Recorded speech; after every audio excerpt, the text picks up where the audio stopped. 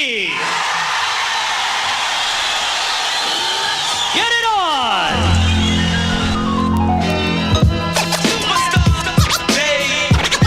Got you stuck off the realness. Southside Jamaica, Queens, you heard?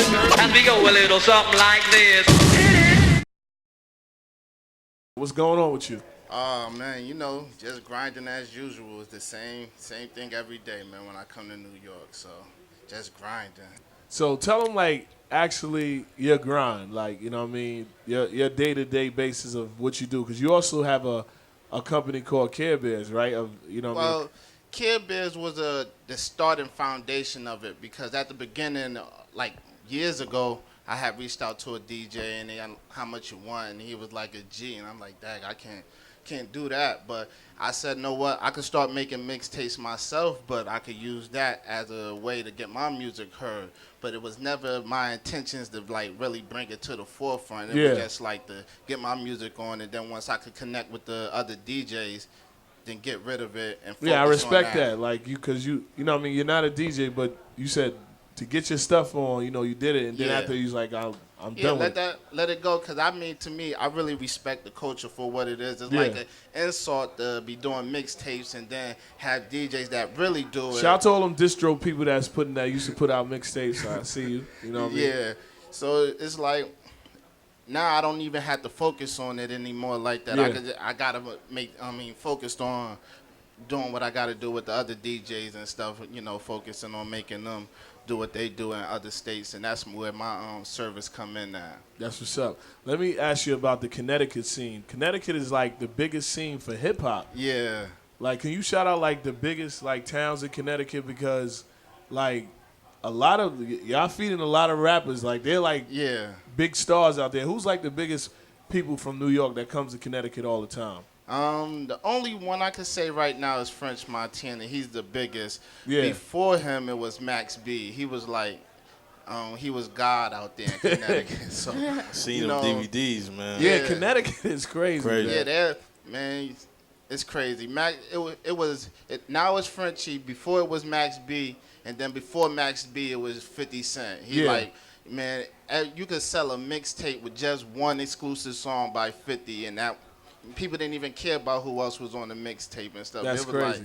That was like it was an explosion with 50 in Connecticut. Let me ask you, why is it so much the gravitation? Like, cause they really like, you know, when you go, me and Stunner go to Pittsburgh and other towns, like, you know, outside of New York, like, you know, Buffalo, shout out to Buffalo, they support me heavy, but they're more Southwise. But when you go to Connecticut, they support New York artists. Like, you know, Red Cafe comes out there, he performs. Like, you got to do like Frenchie, that really, you know what I mean, has a stage and presence that he can show, like you said, his little secretive meeting to show him to get a deal out there. Why do y'all love New York hip-hop so much?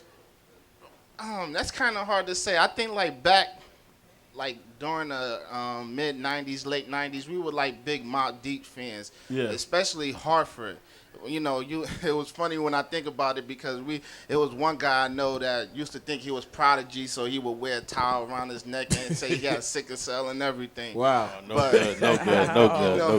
It was That's funny, crazy. but I think it started with Mobb Deep as that underground group that everybody, you know, like, and then it just went to the next one. After Mobb Deep started to decline a little bit out there, then it was 50 Cent. So I think it's like a real appreciation for underground artists. That's what's up. You did a record with Max B. How did that come about? Oh, man.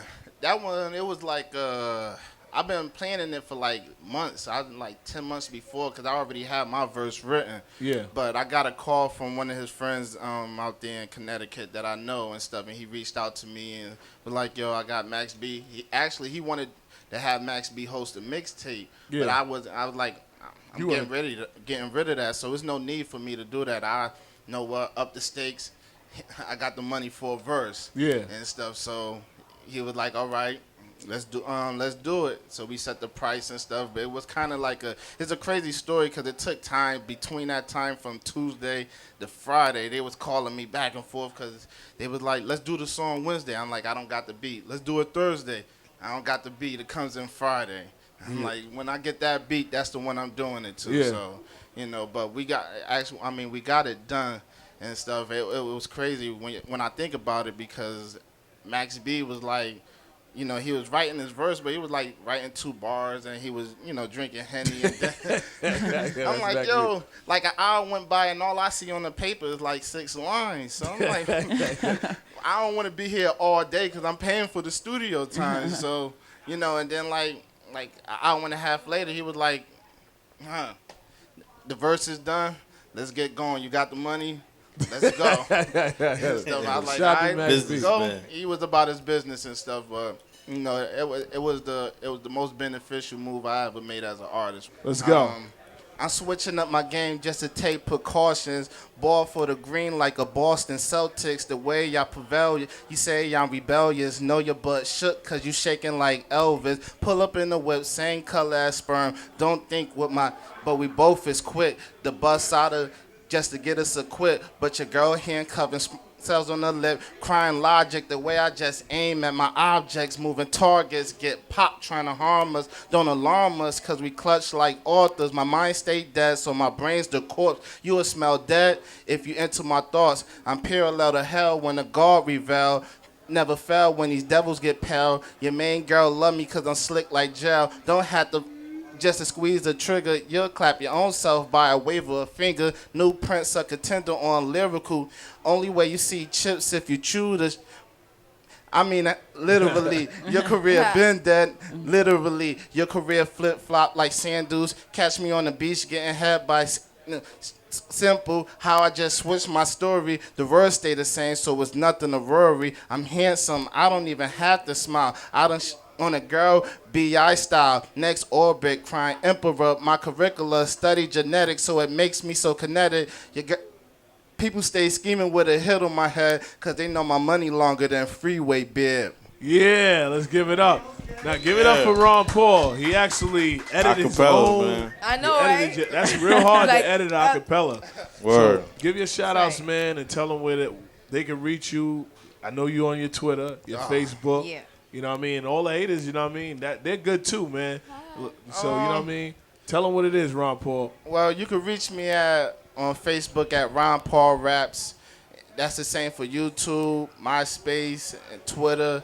And also, I want to give a shout out to Superstar J. That's that's my homie and stuff. We talk.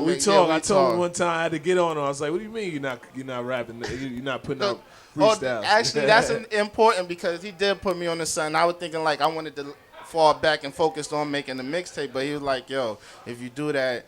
You know, I seen a lot of artists and they had a shot to get on and then they blew it by falling back. So I was like, know what? Then I had to increase it even more. So that's what it is, man. This guy's a hard worker, man. Give it up for Ron Paul.